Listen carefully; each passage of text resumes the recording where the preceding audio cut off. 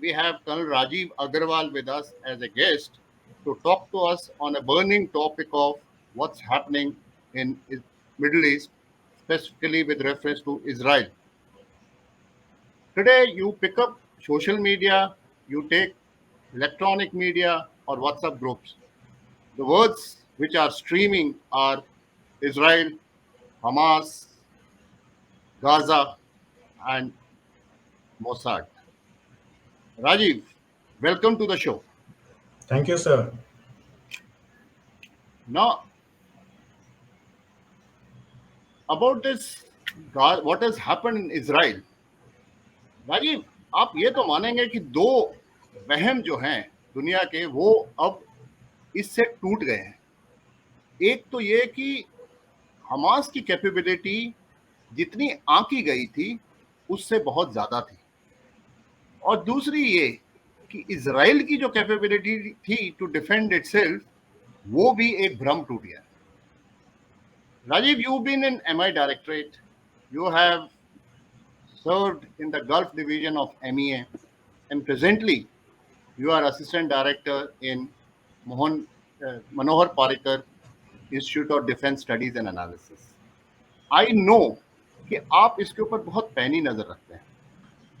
Recently, I read an article written by you where you've actually said that this war was waiting to happen. And when I went through the article, I saw that most of the information, or rather, almost entire information that you have taken, was available in the open media, as we know is called the open source intelligence. Rajiv, I would request you to kindly tell me what exactly was the information and what was it that you could conclude, which probably Mossad missed. Over to you, Rajiv, to tell us about what was it. This was the Thank you. article, the heading which you can see, which has been written, opinion piece which Rajiv Agarwal has written. Hamas attacking Israel from Gaza was a war waiting to happen. Rajiv, over to you. Thank you, sir. Thank you for inviting me to this show.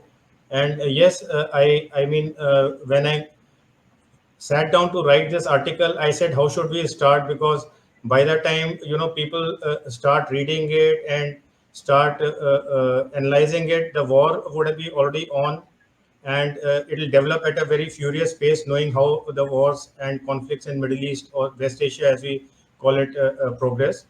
So I said the first thing for me to see is why did it happen, and were there any red flags that were missed along the line, which if they had been noticed, they would have made the difference, and so many casualties and innocent lives lost would not have happened. So we all know that now this war is progressing. Today is the sixth day, and Israel is, preparing for the ground offensive at its own time and choosing. They are amassing troops and reservists. So this is going to be a long-drawn war. The last ground offensive that I recollect was in 2009, when Israel had launched a ground offensive into Gaza, which was the first ground offensive after Gaza was taken over by Hamas as a part of its battle with its second group Fatah in the Palestine Authority. So coming to this particular war which has broken out, I saw four very big, red flags or indicators, as you call it, which, if it had been kept in mind and people are not complacent or overconfident, we could have avoided this situation. The first and foremost factor was the increasing intensity of conflict and violence in West Bank. Anybody who's followed the happenings in Israel and Palestine, the first thing that comes to mind whenever the conflict is mentioned is Gaza. But surprisingly, for last 1 or 2 years, Gaza was not the center of conflict. The so-called island of peace of West Bank, that had become the center of conflict. We saw the ops in Jenin camp, which were conducted by Israel in July 23, which were the largest operations for over 2 decades in Jenin camp in West Bank. We saw repeated, attacks on Palestinian worshippers happening in the Al-Aqsa Mosque, which is a very, very holy place as far as the Palestinians are concerned. Again, in the West Bank. And just to give you a small perspective of the intensity of the operations which were happening in the West Bank, in August 22, we had the Operation Breaking Dawn happening, in which Israel had launched a preemptive rocket and artillery and air assault in Gaza Strip. And again in May 2023, Operation Shield and Arrow, again in Gaza Strip. But guess what? These two operations in Gaza Strip were not launched against Hamas. They were launched against a group called PIJ, Palestinian Islamic Jihad, which is again one of the militant groups, but not directly related to Hamas. And that is why when we see the whole perspective of operations of the last 2 years, the Hamas had slipped right under the radar as far as the operations are concerned, and it was the West Bank in geography and PIJ as a group which were kept in focus. And so this was the first red flag that was missed by the Israel. The second, as I just mentioned, was the Al Aqsa Mosque. Very, very important for Palestinians and Muslims as a whole. It is the third holiest site for the Muslims, and it is the place which is believed to be the place from where Prophet ascended to the heaven. And there have been conflicts in the past, but this time, what happened in the month of Ramadan, Israel struck twice on the Palestinian worshippers, which were who had gone to worship in the holy site, and it drew widespread condemnation from all Arab countries. In fact, UAE president had dispatched his envoy to meet PM Netanyahu and warn him that these things should not continue. Then again, in the month of September, that is 17th September, 20 days before this operation, this assault by Hamas, again, Palestinian worshippers were targeted in Al-Aqsa Mosque, and Israeli worshippers were allowed to enter. And as recent as 3 days before the war broke out, on 4th of October, again the same thing happened. So there was a burning resentment against this action which the Israeli forces were carrying out in Al-Aqsa Mosque. The third red flag, which was missed out, which was so clearly out in the open, was the Saudi-Israeli normalization, which had been happening for a few months now. And in recent last few weeks, it had actually picked up pace. During the sidelines of the UN General Assembly, both the Crown Prince Mohammed bin Sultan as well as PM Netanyahu gave public statements that they were quite close and a deal could happen in next few coming months. We had Israeli ministers, the communication minister and a trade minister going to Saudi Arabia, which are the first ever visits by a Israeli government minister to Saudi Arabia. And there were reports that US is also coming around to honor or accept some of the conditions of the Saudi Arabia as far as this deal is concerned. And therefore, it should have been realized very clearly by all the parties that if a Saudi-Israel normalization takes place, what happens to Palestine if the deal does not contain a proper two-state solution? And the reports indicated that two-state solution was not part of the deal. There were some assurances that were supposed to be given to Palestine. And if that had happened, the entire 75 years of struggle of the Palestine would have gone down the drain. And if Saudi Arabia, which is the leader of the Muslim world, had not been part of that struggle, then the Palestinian cause was lost. And the fourth factor, whenever there's a question of Israel, you cannot, forget Iran. Rajiv, And sorry, sorry, breaking your chain. This may yeah, help our audience to correlate. yeah. So this diagram, who's supporting whom gives a very fair idea of what is happening. So when it comes to Iran versus Israel, it is a thumbs down, thumbs down. Hamas, it is a thumbs up. But when it comes to Saudi, presently with Israel, it is thumbs down. With US, it is going thumbs up, and Hamas, it is thumbs down. So coming back to the last point, which was missed, that was the Iran factor.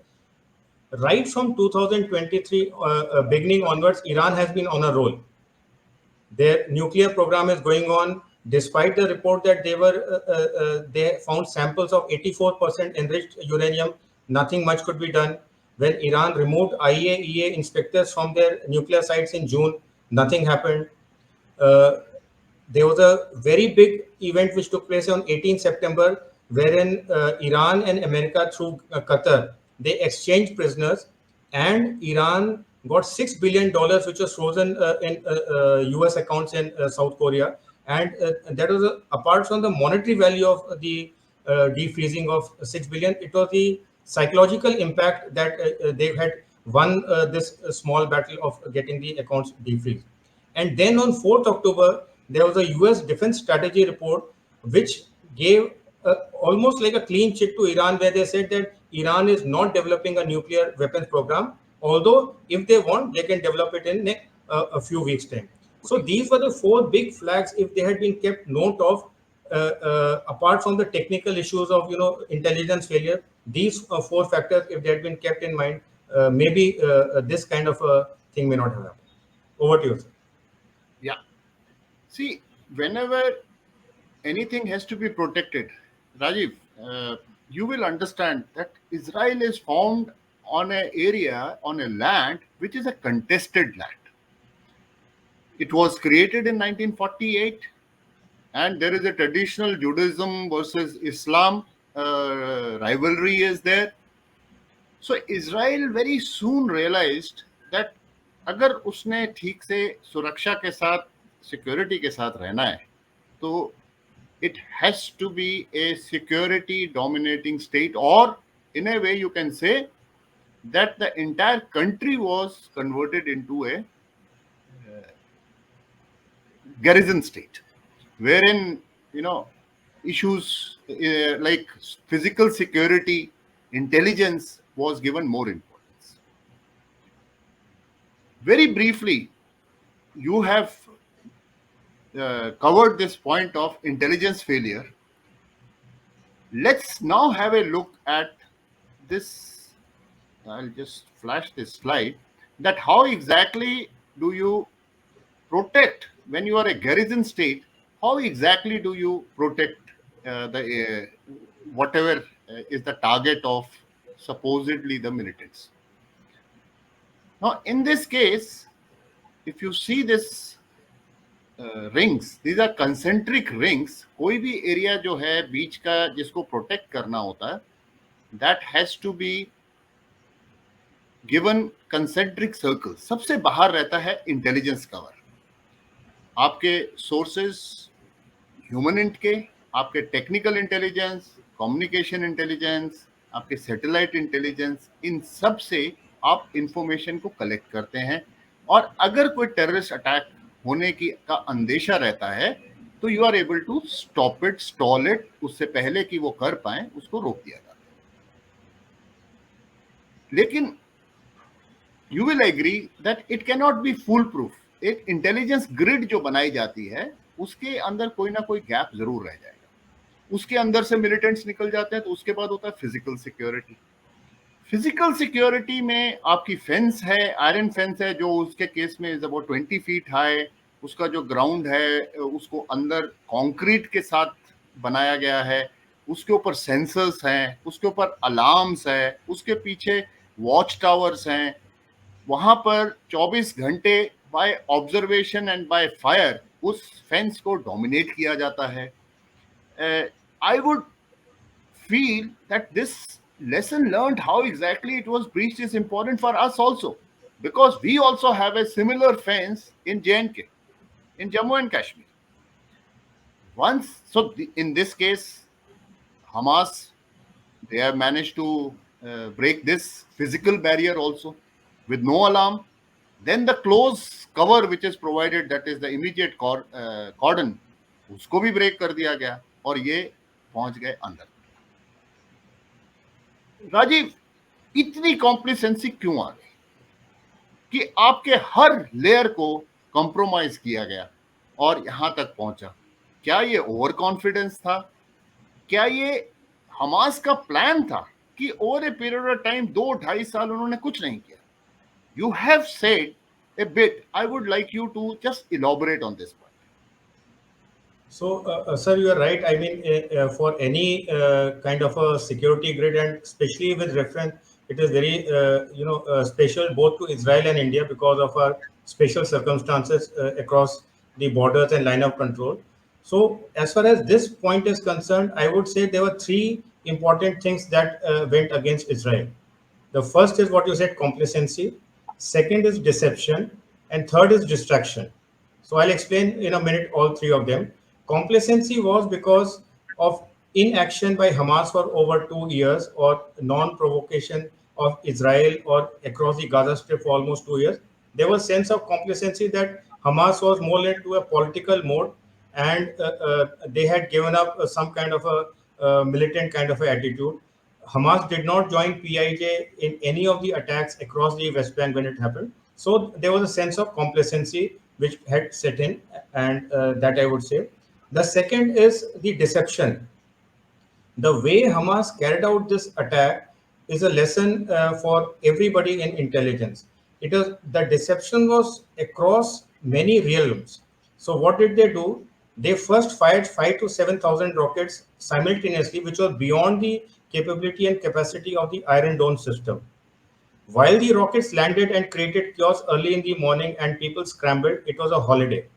And so half of the people who were, they were on a break or something, and it was not fully, the fences or the posts were not fully manned.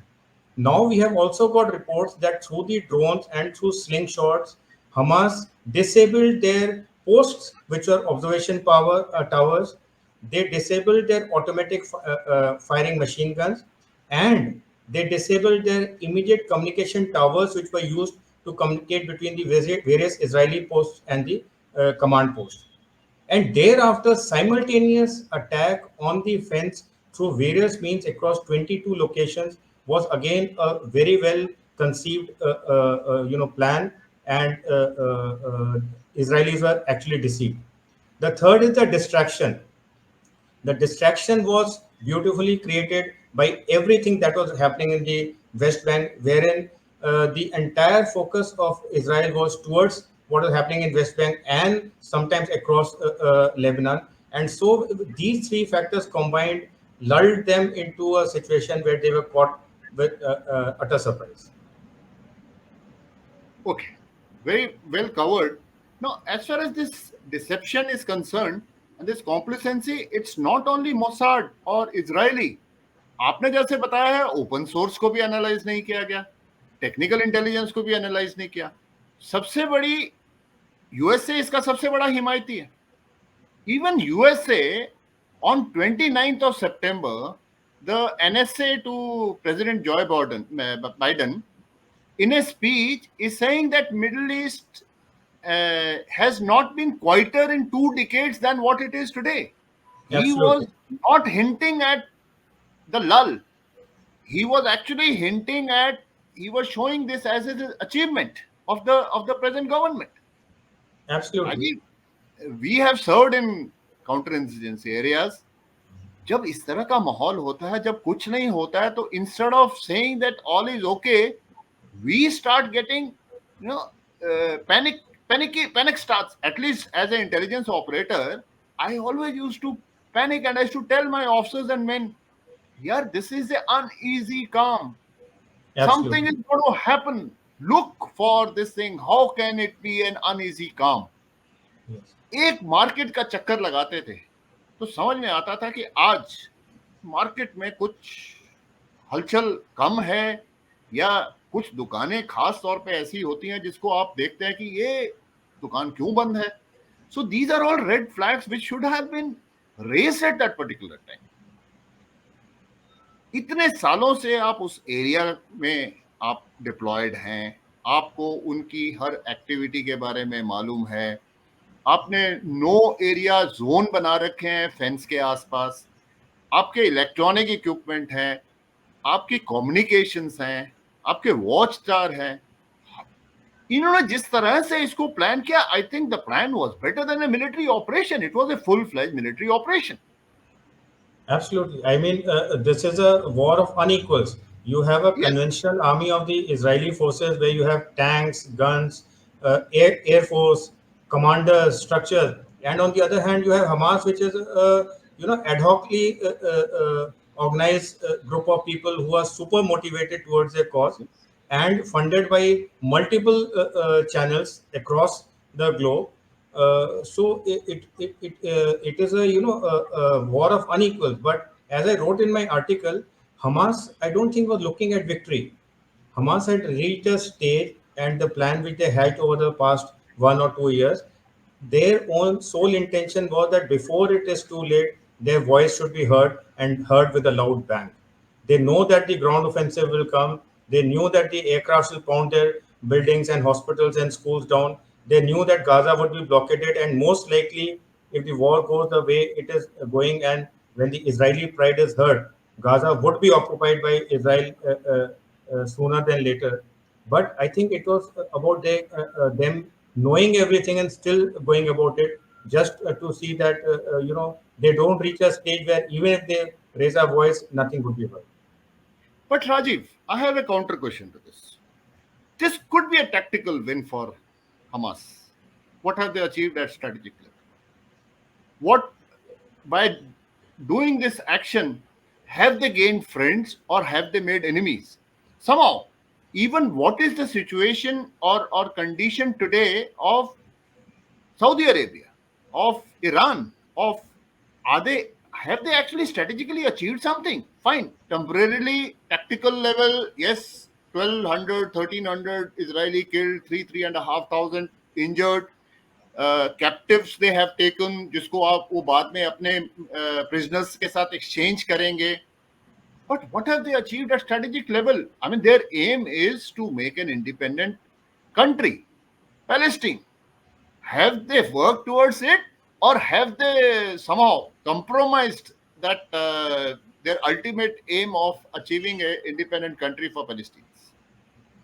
So I think there are two things that we have to consider in that. First thing, which I think that there's a realization that firstly in the entire Muslim world they were losing the support as far as the long-term Palestinian cause for a two-state solution was concerned. And as I mentioned in my article, the increasing settlements which are being ordered and constructed in the West Bank was leaving practically no geographical space to be left for creation of a viable Palestine state whenever it would happen in the future.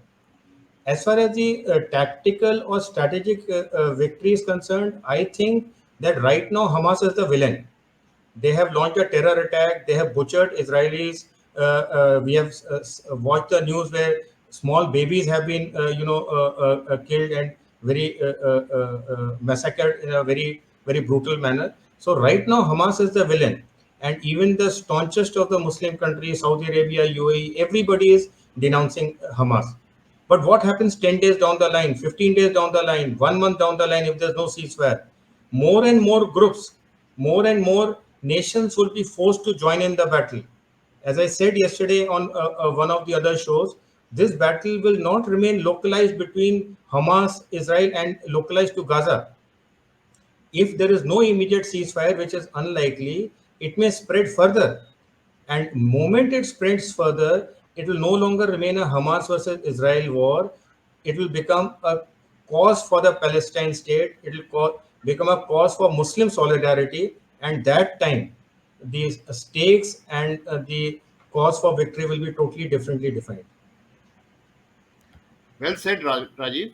Now, I went through another very interesting article given by Memory, that is Middle East Media Research Research Institute, and which actually says that in 2018 May, they had written an article. There was a Facebook page where, if you see this slide onto the left, first slide, which is from the separation fence to Kisuk, 38 minutes. The distances are given, the targets are given.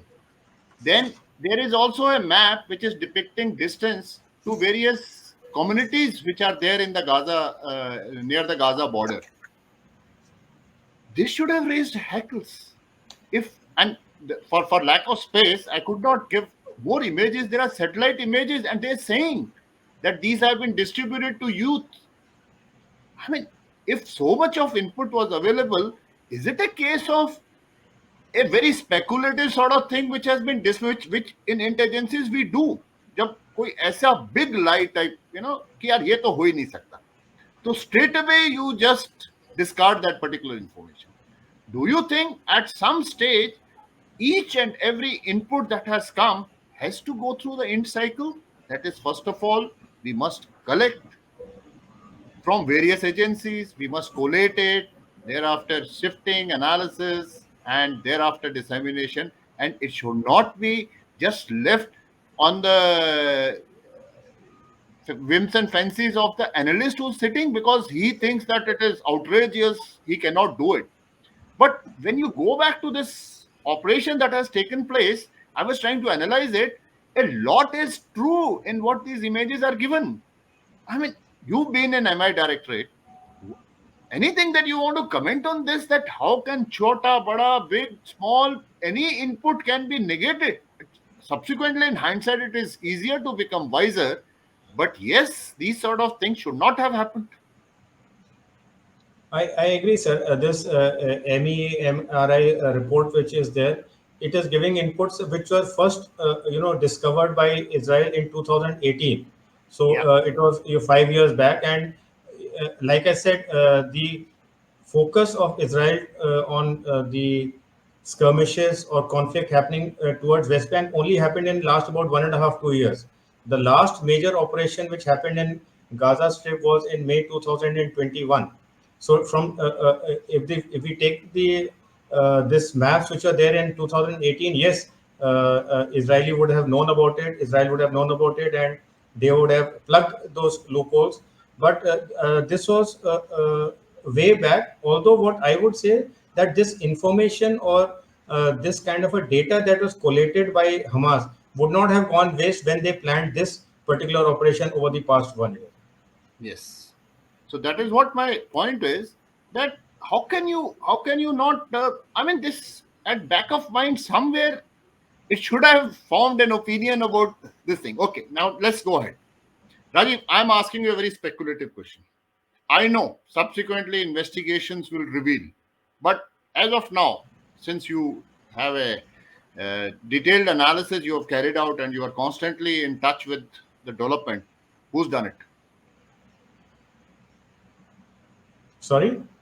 Who's done this? At whose behest? Which is the country which has benefited the most? And do you think Hamas has been able to do it on its own? Or is it that at behest of some country who's getting benefited the most by what has happened? See, all like I mean, the conventional wisdom which is floating across all intelligence sources, etc., is Iran, and Israel and Iran are no friends; they are enemy number one. So all pointers point to that. Although Iran, whenever it has been blamed for any of such attacks, it has been very, very clear to deny all this, and none of the intelligence agencies have been able to point out to anything specific leading Yes. back to Iran as of now. But yes, Hamas could not have done it on its own. Neither does it have the money, nor the resources, nor the way to plan this kind of a audacious attack, and the support. So time will tell how this came about. To me, it is not possible that it had only one single support or someone backing. It has to be something more than that. And right now, it would not be fair to speculate on any nation as such. Yes. I agree with you. Subsequently, the investigations will actually reveal what happened, why did it happen, and now see, we are also victim of terrorism in our country. We also, like I had alluded to, we also rely a bit on our physical barrier to the militants who are trying to infiltrate. We have a large sea coast. Now, this sort of activity, do you think it encourages radical elements in India? They may get emboldened. And what are the major lessons, if you can answer it in two parts? Firstly, do you think that radical elements within our country will get emboldened and even across our borders in the West? And do you think that we need to be more careful, or we are okay with the way we are handling the insurgency and terrorism in our country? So any incident of this kind, the kind of scale and audacity that Hamas launched, a lot of analysts, and I also wrote it in my article, it is like 9/11 of Israel. So if you recall, when 9/11 happened, there was so much of chatter amongst the uh, this thing, radical groups or terrorist groups, that they had been able to achieve such a victory against the mightiest of the nations, that is the United States.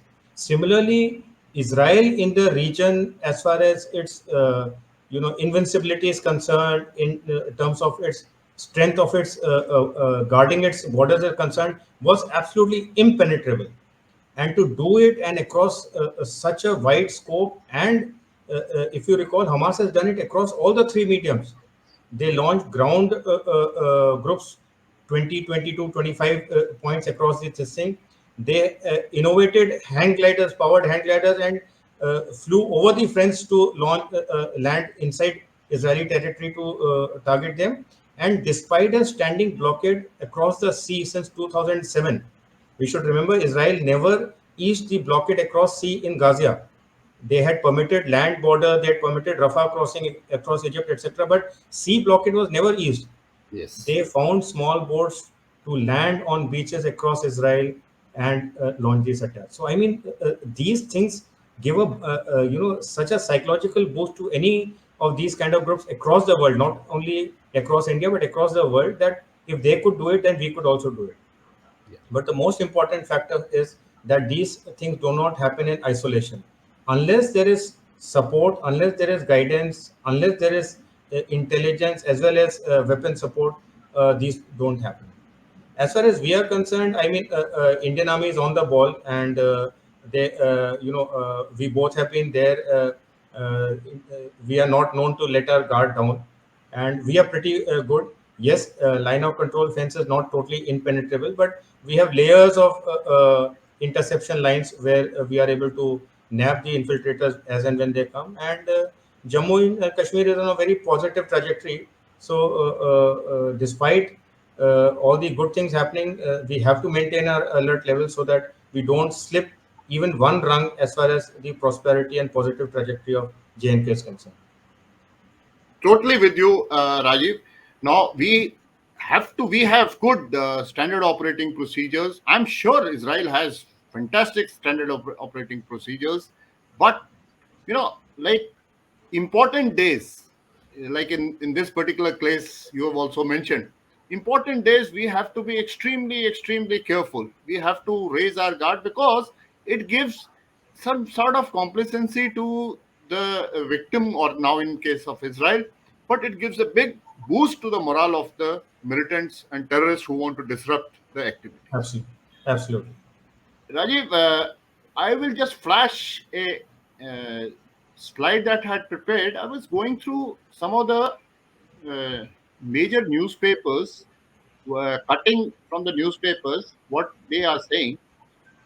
Very briefly, one or two points that you can give, add, or think on what all this, like Saudi Israeli normalization effort takes a violent detour after Hamas attack. Very briefly for our Yes, viewers, explain. Saudi has already given an official statement that they are suspending the normalization process, and it's a huge dent not only for the two countries but for Joe Biden's initiative in the Middle East, which he wanted to flag it as a big major victory of his presidency. China, there's a limit to what China can do. The 10th March deal, which Saudi Iranian deal, which they got it done, was a different ball game. But China never has had too much influence across Israel or in Palestine. And Iran factor we have already discussed. I mean, Iran has been on the roll for last 1 year. Everything that is happening with its external dimension is positive. It's got entry into break. There's a Saudi Iran normalization. There's a GCC's Iran dialogue now opening up. So everything good is happening as far as Iran is concerned, and that's what I would. Yeah. Uh, See, with reference to China, some weapon with China marking have been found. Anything on that? I won't say much on that. Okay, yes, fine. Because I know that at this particular time, everybody likes to speculate and, in fact, feed the information which the audience wants to know. But yes, there is hardly anything that actually points out towards China, though China also does benefit. Specifically, there are few who are talking about BRI versus IMAC. That I mean, IMAC is a non-starter now with this sort of problem that is coming up.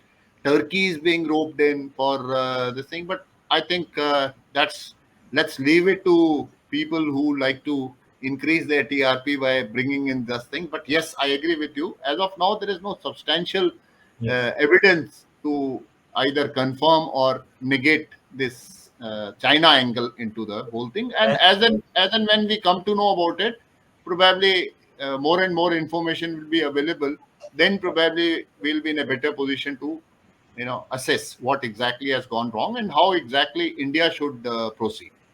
yeah, and Uh, about IMEC, I have written that if the war expands and engulfs the region as such, and it becomes Muslim solidarity versus the rest, then IMEC could be one of the casualties of this war.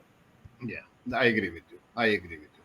So this particular development, how does it actually India को कितना effect करेगा? Overall in the region, or we should just wait and let the things develop and then decide our strategy. I mean, any thing on this? Sir, India has lots of concerns as far as not only this war but the entire West Asian region is concerned. It is part of our extended neighborhood, and we have lots and lots of things which are there as far as our energy is concerned, our diaspora is concerned, our remittances are concerned. We have UAE and Saudi Arabia as our strategic partners. We have defense cooperation, security cooperation going on. Egypt was the chief guest for the Republic Day this year, and we have signed a strategic partnership with Egypt. So anything that happens in West Asia has direct implication not only on the overall security dimension for India, but also on the overall trade and economics dimension of India. Today only we have heard that India has launched Operation Ajay to get Yeah, back its civilians in Israel, and it is estimated that there are about 17 to 18,000 Indians out there. So the kind of spread across the field of spectrum that India has in the region, and imagine if this war is going to extend to may not be in physical terms, but in terms of support, in terms of finances to other parts of the West Asian region, it is going to be a huge concern for India. yeah, I agree with you. Uh, Rajiv, it has been an excellent discussion. I think by and large, we have covered a lot of ground. We will now take on the audience questions. I was expecting this question to come.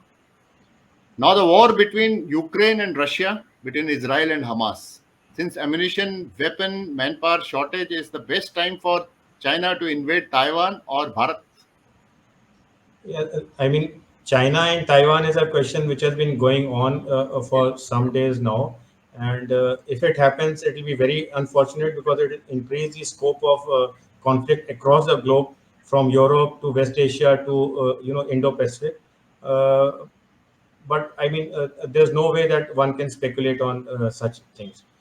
China, there's no way it can invade or attack Bharat. That I'm very sure. yeah. There's no way in hell that China can take this risk at this time. No, okay.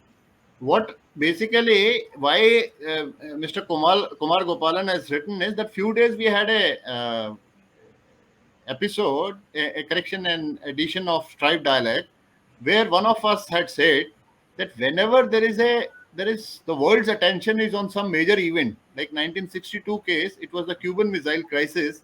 that China utilized that and entered it into invaded into India. Before that, during Korean War, it invaded Tibet. 79 problems in Iran, Shah of Iran and all, and that is the time Vietnam happened. So probably taking a hint from there, uh, Mr. Kumar Gopalan is saying that probably it should not happen that while the world is looking at the Hamas and Israel problem and Ukraine and Russian problem at that particular time, and China utilizes this thing and invades Taiwan or Bharat. But like No, you said, it's very very speculative as of now. However, now speculative just for few Taiwan. minutes, yeah, Taiwan, Speculative for Taiwan, not for India. There is not no for way it. in hell However, that no way in hell however, that Rajiv, China can take a risk of doing anything with India now.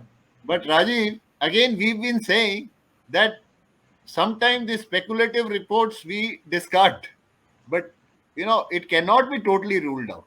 You know, Yes, so we have to be on alert. we have We to have be to be on alert. vigilant, We and have to be vigilant. with the kind of military presence and resolute leadership, there is no way that China can be permitted to do any mischief of that sort. Yeah. No, no. So we are very very well poised. So you know. Okay. Let's take the next question. Here he's saying, "Ask sir, this kind of operation required a large amount of resources. So how long does the smuggling go on? Year, 2 year? I mean, his basic point is that this is a large scale operation. How Yes, much so time do you think it would have taken?" So that's what I said in my article, that the entire focus was shifted from Gaza to West Bank over the last about 1 to 1.5 years. Hamas was not actively getting involved with anything that was the PIJ was doing or anything that was happening in West Bank, and this lull time gave it ample opportunity to keep building up its resources in terms of rockets, other innovative techniques that it used to get small boats or powered hand gliders, etc. So one to 1.5 years, I would give about 18 months that it took to muster up the whole thing. Yeah. Fine, I agree with you. This is the time which it will take. Colonel RP, sir, lesson learned by India. Surrounding launching pad around, also in the hinterland, sympathizers, including political and diplomatic, is a warning to us to initiate safeguard measures. How, when, and methodology. I mean, we can't discuss military methodology on this channel, but yes, the lesson for us is that the most vigilant and technologically superior intelligence system, if that could be beaten, then we have to be doubly alert to see any kind of mischief doesn't happen. We all know the state of Pakistan right now; it is in a steep downward spiral in all forms. There is no government, there's a caretaker government, and in such a scenario, if some kind of a back to the wall kind of thing is initiated by groups across the LC, it can't be ruled out. So we have to be doubly vigilant and doubly sure that our systems work and we are not complacent. Yeah, we have to see, like I had mentioned, and Rajiv also alluded to in the initial remark, that you have to be vigilant at all time. Do not discard any input. Like we normally say in intelligence, that you see everything red. Everybody is actually gunning for you. Till such time it very positively turns itself into green. But even the green signal, you should not take it away from the overall scenario. It may fit into some picture at a later date. A Yes. very small tweaking of your a little input, you'll suddenly recall that something similar had happened in the past also. And that is how the intelligence picture is built. And that is the reason AI is now coming, but I don't know. Of late, whatever the software were there to analyze the information, it was ultimately the human mind who could recall that. I mean, a software will not help you to judge the environment which is going, present at that particular time to say that today something is unusual. And like I said, that there's the easy calm that is prevailing in the environment. So that should actually raise and heckle that why is In it fact, so? in fact, this war has proved that without the human mind and resource behind the machine, you Yeah. cannot rely on technology and artificial intelligence to do your job. You have to be Yes. there physically. You can make use of that technology, but that human resource has to be there. Absolutely. See, even in intelligence community, we talk. You may have, actually what happens is that human end should be driven by the technology. You have to task because human end is a very, very premium resource that any int agency has. So technical intelligence or satellite intelligence or interception of communication gives you a particular lead. You have to task your human end resources to either confirm or negate it, because technical intelligence will just give you that much, that there is an antenna at so and so place. That's the end of it. No, why it is there, since when it is there, why, who all are around, is there any mobilization, even a small little thing that few paper waste papers are lying at some particular place, so he will come and tell you that yes, but technical intelligence cannot pick up that information. So human resource sources or agents or assets have to be guided by technical intelligence and not negated. It's somehow, I have a feeling that technologically advanced countries go wrong on this. Luckily, in our case, we have never ever given up our human and resources and assets to task. I think we'll take one more question and then we ask why only Kashmir, Srinagar, Hindus in Jammu, they can also attack through Bangladesh and Nepal. We are seeing demographic change in Uttarakhand, Himachal, Assam, Tripura, Bengal. Anything is possible. That's what this particular operation itself is teaching us, that anything is possible. You cannot negate any input from any corner of the country. Demographic change is one aspect of it. There are huge lot of indicators we are to you have to keep looking, and we have agencies, internal security agencies, IBs there, state IBs there, state polices there, who are monitoring situation and giving feedback to the analysts who are sitting and analyzing whatever information they are getting. Raji, you may like to add if you want. No, nothing's happening. I mean, I fully endorse whatever you said. So. Okay. Rajiv, thank you very much. I think with this, we have achieved what we wanted to convey to our audience, and we've ourselves learned. I'm looking forward to some more interactions with you. I know that you have few ideas in your mind which you discussed with me separately, and let's continue with this association. And let me assure our audience that yes, there are people who are working on ground. Information is being collected, it is being collated, it is being sent to analysts like Colonel Rajiv Agarwal, who is going through the what is available in the open source, what is available through other agencies as well as human agencies, connecting the dot, making a picture for us, and presenting it to the Ministry of Defense and to Army headquarters and to all service headquarters, and adequate countermeasures are being planned and executed. Thank you, Rajiv, and Thank you, looking sir. forward to some more interaction. Any closing remark that you want to close with? Thank you, sir. It was a pleasure being with you and able to, exchange views and ideas. The only closing remark that we can say is that let India never face what Israel has faced, or any country face what Israel has faced. It is most inhuman and most unfortunate what has happened. Let there be peace. Thank you, Rajiv. Thank you very much. Thank you. All the best. Thanks. Thanks.